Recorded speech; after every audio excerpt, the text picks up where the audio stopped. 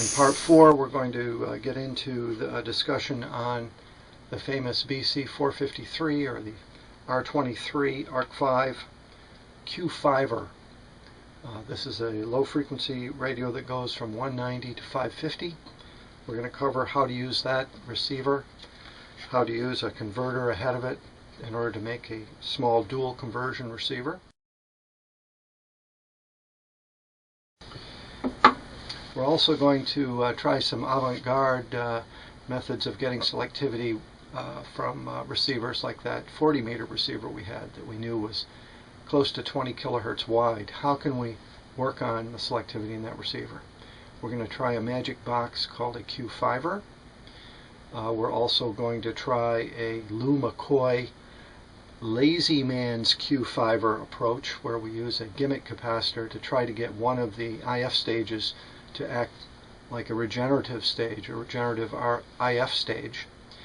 And we're even going to try something a little different. We're going to try to do a crystal filter. That's right, a crystal filter for a command set. And I'm going to do that by putting the filter inside in a discarded IF can. We'll see how that works out. So this is all about selectivity, part 4, command set receivers.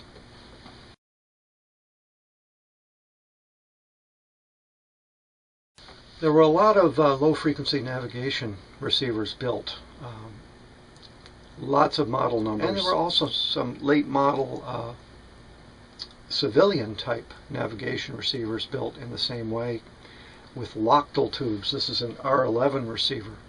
The R11, the R11A, is a civilian version of the command set built in the early 50s, uses Loctal tubes. Essentially the same kind of receiver used for navigational aids. Non-directional navigational beacons usually are modulated CW. You only need a receiver with a couple thousand hertz of selectivity. The BFO was dispatched, no BFO in these late model sets, but that doesn't mean you can't add one to it. It makes an excellent Q-Fiver, by the way. I actually think it's superior to the BC453, but that's just my opinion.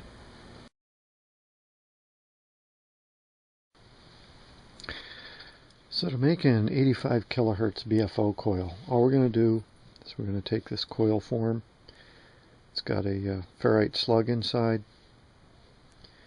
I'm going to take this really fine wire. It's about number 30 wire. I'm going to wrap 400 turns around this form. There it is, 400 turns of wire with a tap up 25 turns. Took me about 5 minutes to wind that. Okay, I built up a little Hartley oscillator. I mean the ugliest style possible. It took about 10 minutes to build this thing. Let's take a look. That's pretty ugly construction. So anyway, the core was in there haphazardly. Nothing has been tuned yet, nothing's been touched.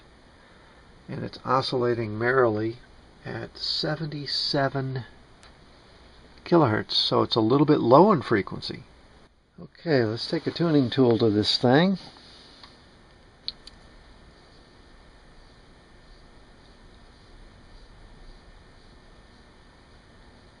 Look, it's creeping up. Hey, look at that. There's 85. 10 minutes of work yields a BFO. And this circuit works just as well with a triode vacuum tube as it does with a single FET. Wow, that's a sweet signal coming out of that oscillator. It doesn't get much better than that. Look at that sine wave.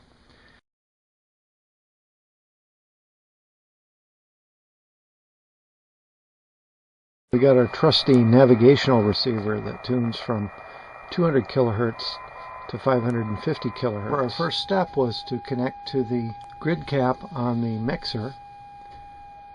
And as you can hear, we've got a pretty good beat note, so the BFO on this guy is very close. With the Q-Fiver, you can get a lot of selectivity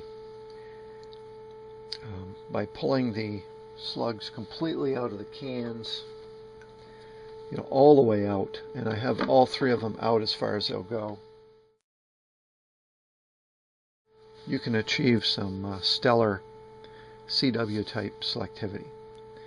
How good is it? It's so good we can no longer use the 400 cycle modulation. The 400 hertz modulation's got to come off. We have to do this with the BFO on only. I'll let you hear it.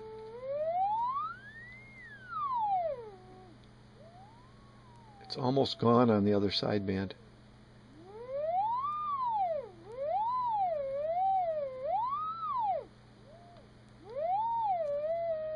That's pretty close to single signal type selectivity. Let's try to measure it. Let's try to measure what this thing's like with the slugs completely out. First we tune it up. Okay, bring it up to full scale. Okay, record our frequency, 212.164.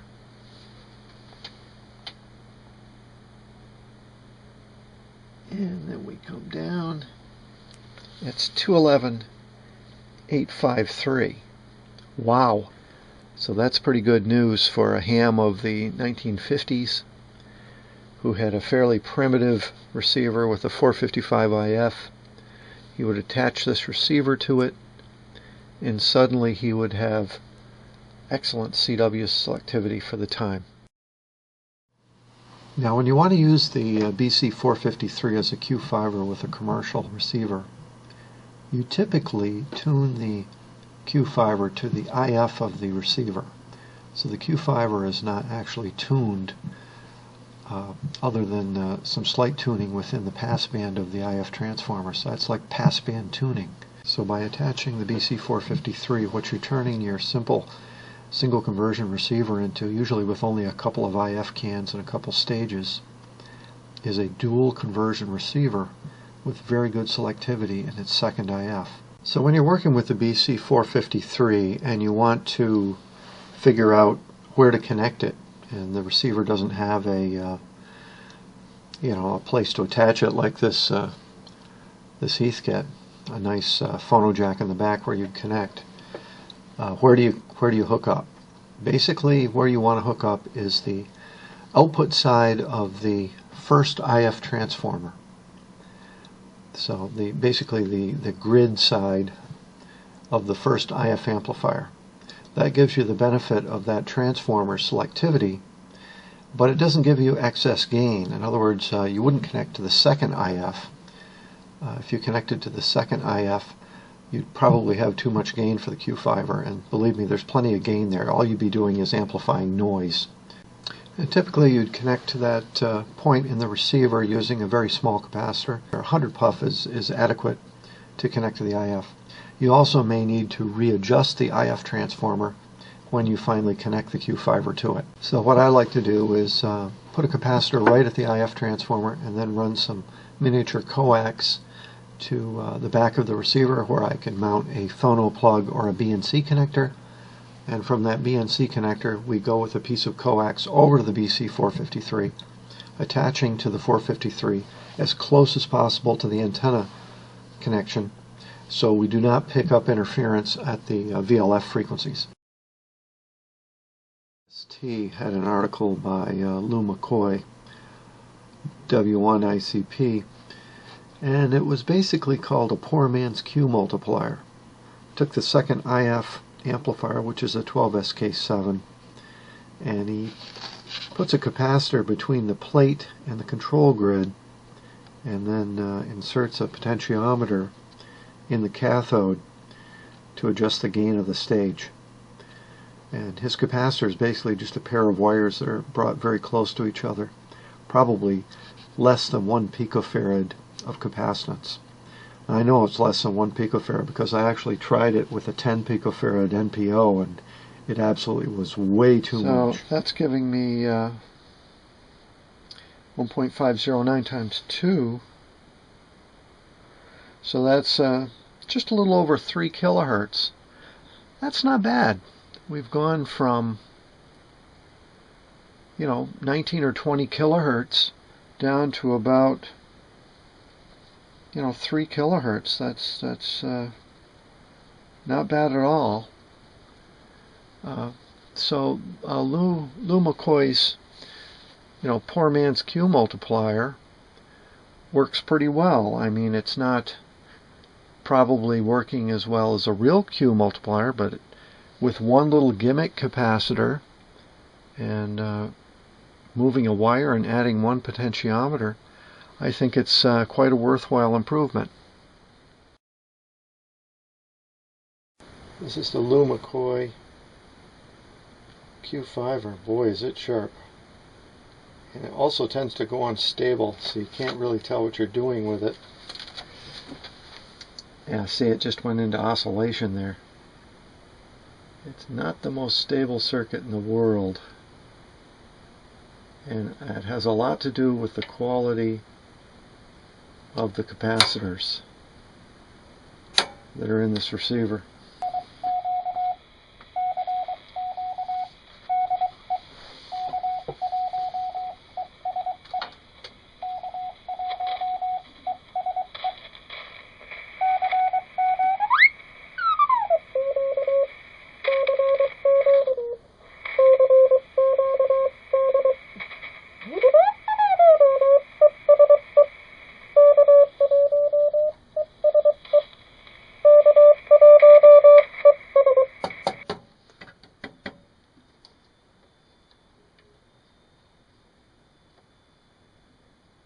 What a mess.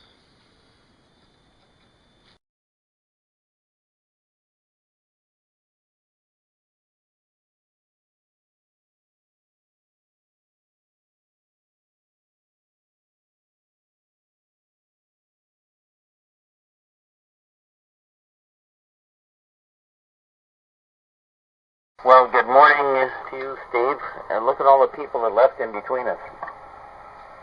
So it was a quiet morning here, and I wanted to say good morning to Jim and Tom and Pete. And Pete, I guess you're the next on the list. And W1FYO, and we didn't hear W4TAV, maybe next time around.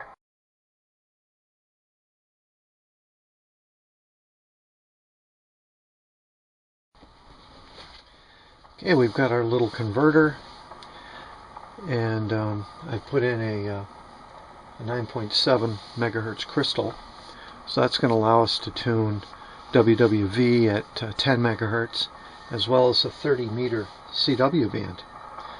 I don't know how good the 12SA7 is at 30 meters, but it's the middle of the day, and let's see if we can hear any CW.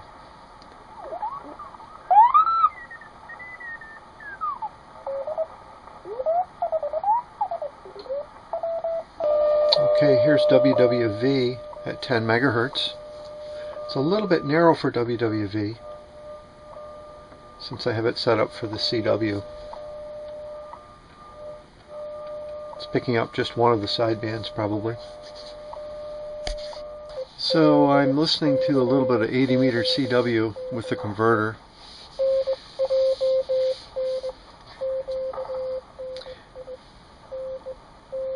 Gives you pretty good CW performance.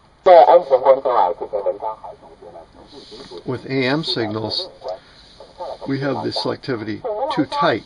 So what we have to do is open it up a little bit. And we can do that by shoving the slugs back down into the receiver so it can handle AM.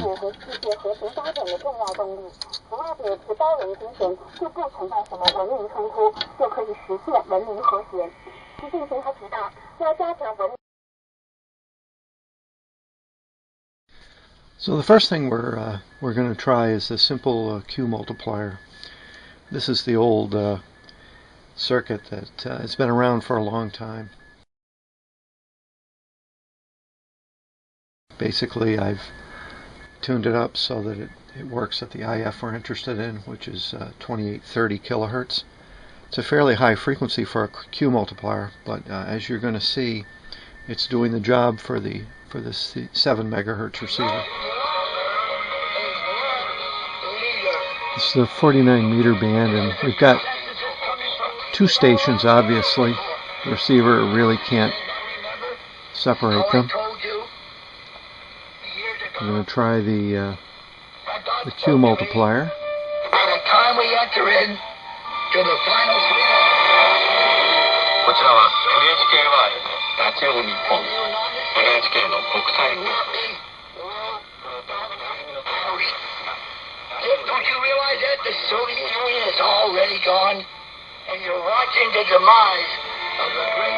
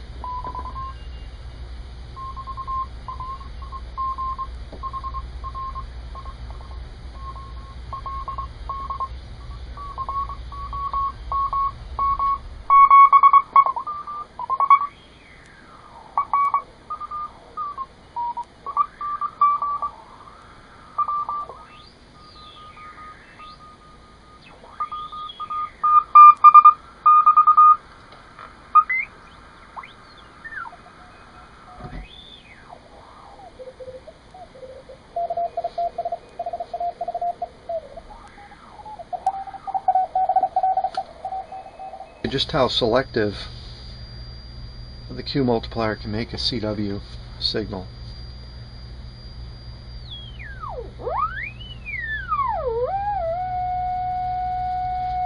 You can hear that that's a single signal type of CW note. We're going to go down to 0 beat. See how much lower it is on the other side of 0 beat?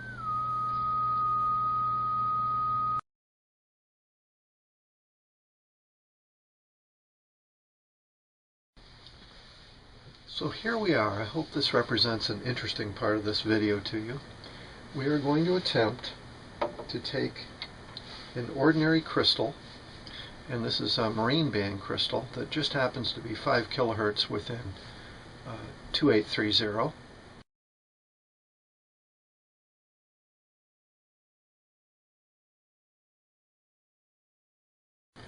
It's 2825, so that's only 5 kilohertz off. We've already seen that 5 kilohertz off is not a big deal with this receiver since its bandwidth is close to 20 kilohertz. Being 5 kilohertz off, and the IF isn't going to really affect anything. The IF cans will easily tune that. So I think an FT243 crystal would also fit in the can, but it was very tight, and you'd probably have to rewind the coil totally to fit an FT243 in there with its socket.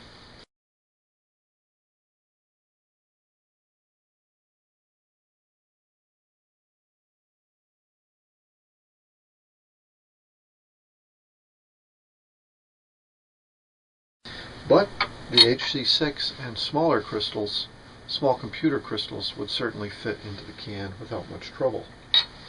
As you can see, we added a phasing capacitor on the side. I think that's going to work out great. Again, if I want to return it to normal use, I simply take out the transformer that's been modified for narrowband operation with the crystal filter and replace the original transformer. The change out taking probably about 10 minutes because you have to take the final cover off the receiver, take the 2 screws out, replace the transformer, and you're back in business. Signal coming through into central Pennsylvania, and you can probably hear my name is Jim, and we're at our contest station. So, but you got a big signal too. You'll have to tell us what antenna you're running there. Big signal, Fox 4 Bravo Echo Whiskey from K3 Charlie Radio. Yes, okay, Jim. Kilo number 3 Charlie Radio in Pennsylvania. This is Foxtrot 4 Bravo Echo Whiskey returning. You are 20 dB over 9. You're in the southern part of France.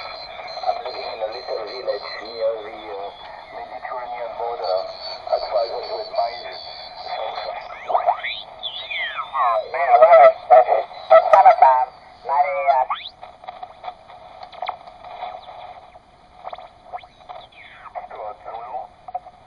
It's a little bit narrow for single sideband, but it's doing okay on these DX stations. Thank you. Calling CQ 40 meters from Whiskey 8 Nancy Baker Ocean. You're also 20 or more.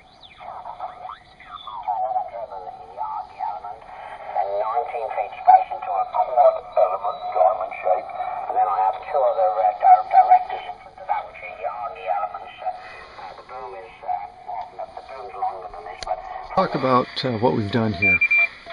We've taken the first IF transformer and we've converted it from a wideband single tune circuit to a crystal, single pole crystal filter with phasing. It's giving us single signal performance. It does have some loss because it's not optimized.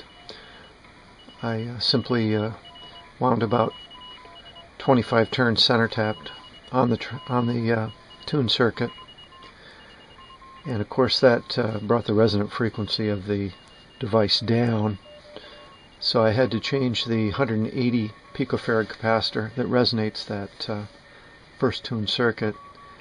I had to bring that down to 120 puff, and now it tunes normally.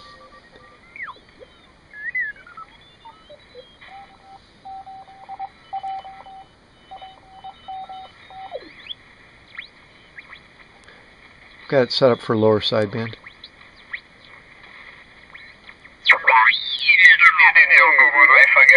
forget those numbers. I never wrote them down before. Now it's Never wrote them down before, and all of a sudden it kind of slipped me.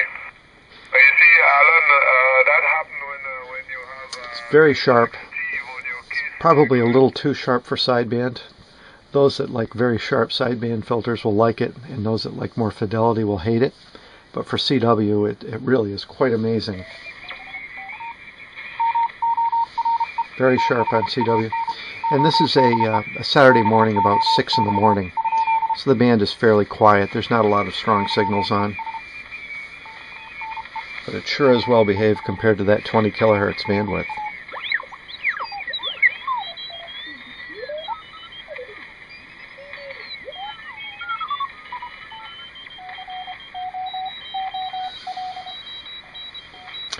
So there you go. There's a crystal filter on a command set. First time I've ever heard of anybody trying this little trick.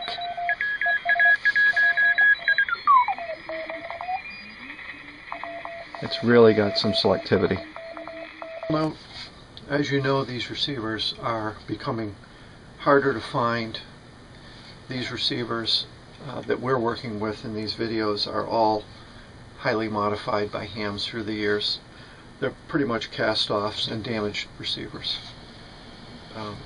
Possibly 800,000 to 1 million of these receivers were produced, and there's plenty of them out there to play with before they become ultra rare.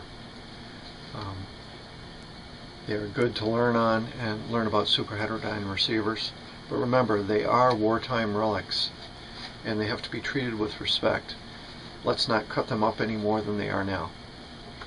So I hope you've enjoyed this entire video series. This last one, we've covered a lot of ground. We've developed a BFO circuit that we can put into command receivers that don't have a BFO or have a broken BFO. We worked with a circuit that allows you to improve the Q of the receiver by causing one of the IF stages to become slightly regenerative. We worked with the Q-Multiplier, which is a very interesting device, and I feel is probably the most practical device for improving selectivity in these receivers. And then was the use of a converter on the receiver. Now it becomes a dual conversion receiver using the Q5 as the back end of a dual conversion tunable IF receiver. Putting the receiver outboard of a low-cost ham receiver, and now this becomes more of a tunable IF device off the first stage of the receiver, which is usually the mixer. And now you've turned a rather low performance receiver into a higher performance receiver. So that's it, the 4-part series on command sets. I hope you've enjoyed it.